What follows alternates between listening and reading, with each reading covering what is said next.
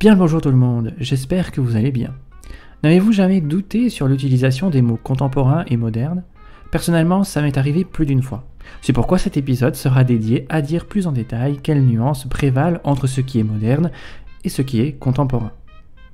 Je suis votre folle rugisseur, liseron de la lyrine, pour le podcast des métamologies, où les mots se métamorphosent et dévoilent leurs secrets à travers l'histoire et la culture. Commençons par le plus ancien.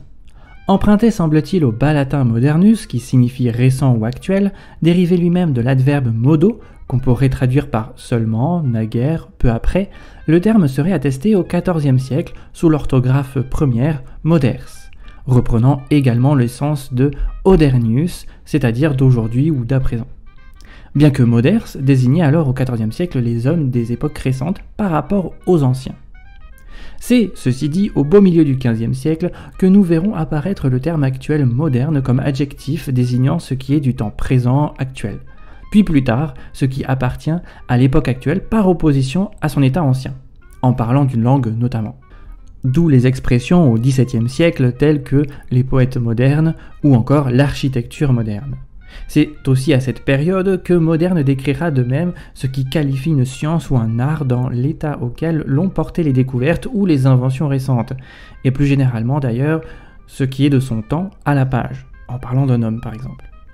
Bref, ce qui est moderne, c'est ce qui est récent par rapport à ce qui appartient au passé. On aura compris, mais alors quelle nuance colore ce qui est contemporain ? Emprunté au bas latin contemporaneus, composé de quam, qui signifie avec, et de tempus, du temps, le terme contemporain serait attesté, quant à lui, au XVe siècle pour désigner, en parlant d'inanimé abstrait ou même concret, ce qui existe en totalité ou en partie pendant la même période qu'une autre chose qui serait nommée ou implicite.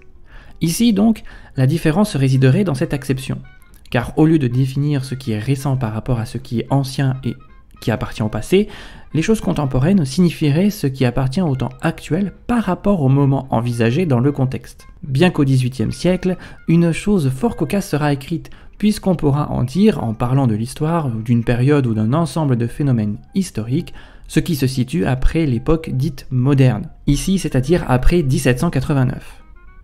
Bon, quoi qu'il en soit, ce terme non seulement définira ce qui est d'une même époque par rapport à des hommes ou des objets, peu importe la période, mais aussi une personne née à la même époque qui a le même âge qu'une autre, et en particulier au pluriel un ensemble de personnes vivant à la même époque. Ne dit-on pas vivre avec ses contemporains ? Conclusion, la modernité suit toujours le présent que nous vivons, tandis que la contemporanéité s'utilisera selon l'époque dont nous parlons, et ainsi peu importe laquelle. En effet, nous pourrions dire par exemple que les Aïnous étaient les contemporains que côtoyaient les Japonais au 8e siècle, mais que les gratte-ciels, quant à eux, sont une architecture moderne, et donc sous-tend par rapport aux autres architectures possibles qui seraient antérieures à celles des gratte-ciels.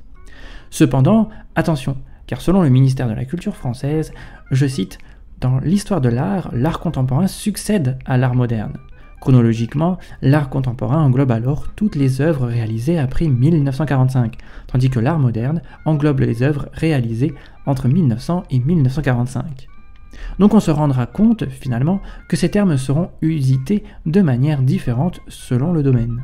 De ce fait, il faudra bien que nous fassions attention à notre utilisation de ces termes dont l'ambiguïté ne cesse de croître au fur et à mesure que le temps passe. Voilà, cet épisode est déjà terminé. J'espère qu'il vous aura plu et vous en aura appris plus. N'hésitez pas à aimer, commenter, partager et à vous abonner si ce n'est pas déjà fait. Sur ce, je vous dis à bientôt pour de nouvelles étymos.